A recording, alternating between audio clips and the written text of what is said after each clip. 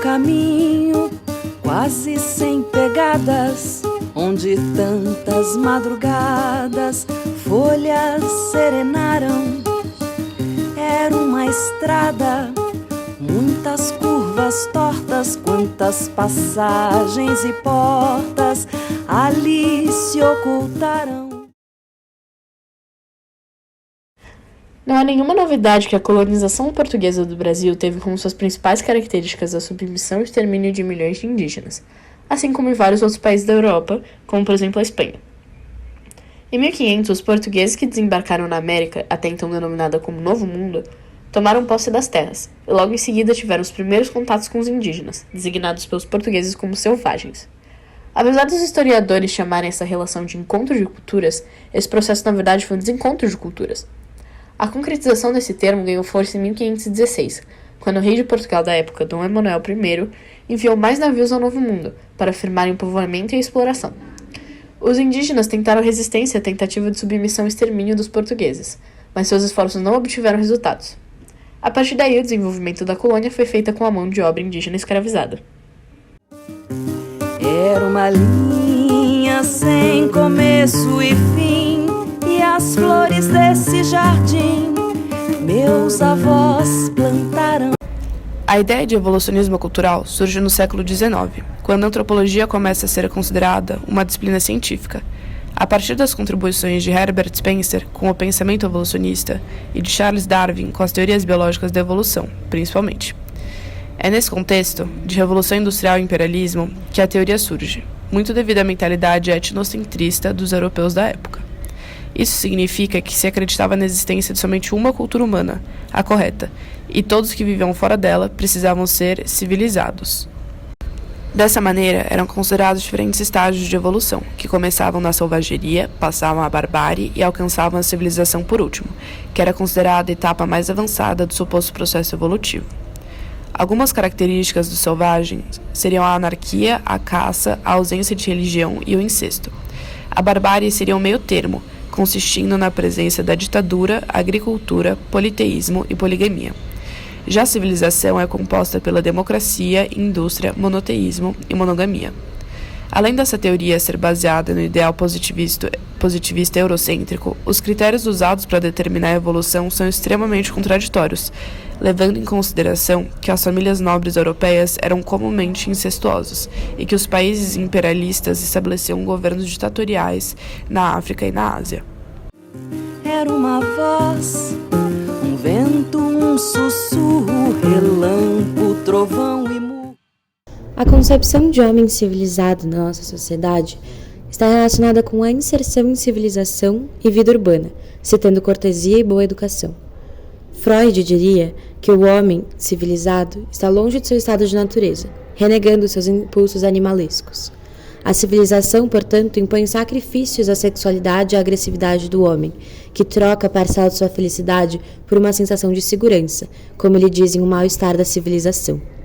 Aristóteles, por sua vez, diria que o homem civilizado é o melhor de todos os animais, enquanto Rousseau traria a concepção de pseudo-liberdade trazida pela civilização do homem. Era o contrário do bom selvagem, o homem em seu estado natural. É o homem domesticado, compactuante do pacto social, mantenedor da ordem social. É o homem com noção de propriedade privada, e o homem que cria desigualdades não naturais e socialmente construídas.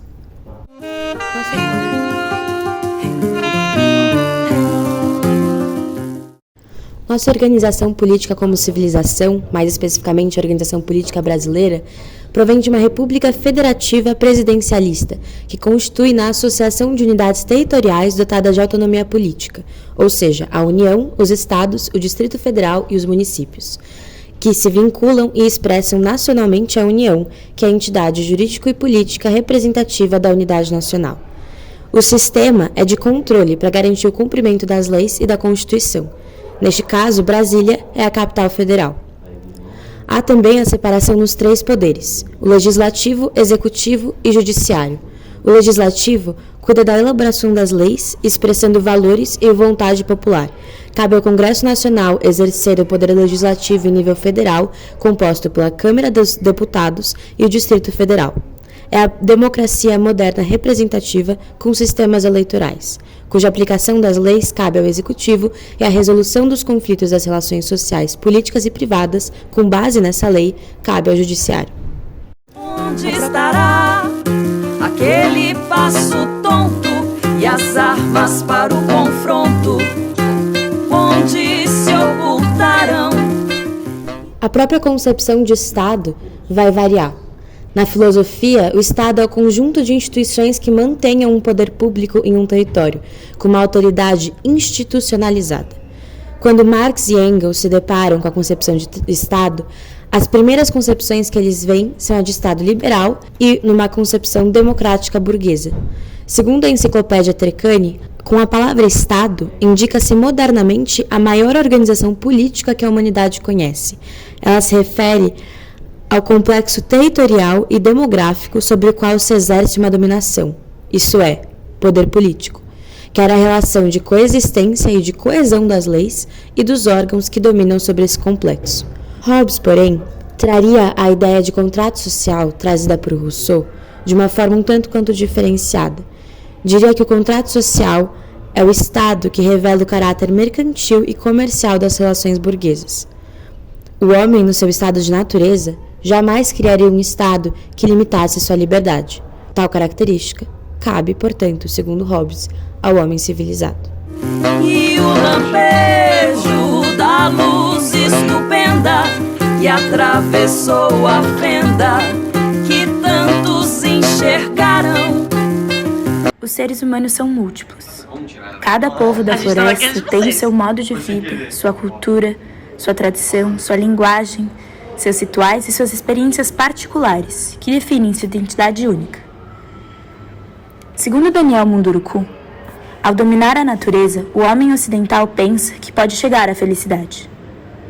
No contexto da sociedade indígena, no entanto, a felicidade é posta em outro lugar, e os esforços são investidos em outros campos. A natureza não é objeto para ser simplesmente explorado. Nessa atitude de respeito, as sociedades indígenas chegaram a um equilíbrio perfeito, utilizando uma tecnologia que, comparativamente à do Ocidente, é muito simples. É isso que os unifica.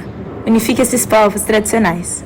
A sua relação com o mundo, com a terra, com a natureza, com os outros e com si mesmo. A forma como o homem branco reconhece a maioria das existências da floresta segue uma linha de generalização e universalização dos povos. Assim, a multiplicidade é esquecida. Também se assemelham na sua forma de organização, sua mentalidade acerca da ideia de poder. A ausência do Estado, como o homem branco vê nessas comunidades, não significa uma falta de organização, mas uma organização diferente, de negação desse sistema político.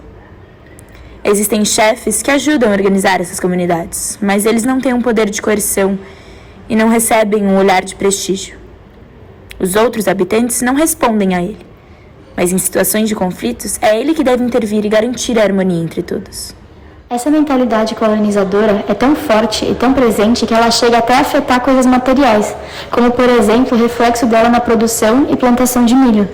O milho, naturalmente, ele não é uniforme, ele não tem todos a mesma cor amarela, todos os mesmos tamanhos. Ele tem cores muito variadas, tamanhos diversos, só que a gente modifica eles em laboratório para que eles sejam todos uniformes, todos padronizados, assim como a nossa própria sociedade.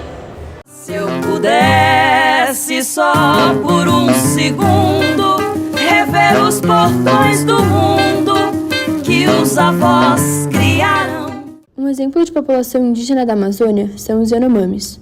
Eles vivem na reserva da biosfera Alto Orinoco Cassiquiare, em um território que é quase o dobro do tamanho da Suíça. Por muito tempo, eles conseguiram viver reclusos e sem contato com os brancos colonizadores, até a década de 1940, quando o governo enviou equipes para delimitar a fronteira do Brasil com a Venezuela. Esse contato levou às primeiras epidemias de sarampo e gripe trazidas por essas equipes, causando muitas mortes, podendo essa ser considerada uma violação ao modo de vida deles, mas essa foi apenas a primeira de muitas.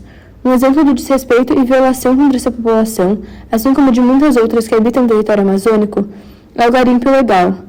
Tanto que, recentemente, houve o caso de uma menina Yanomami que foi violentada e assassinada por garimpeiros que invadiram a região em busca de minérios.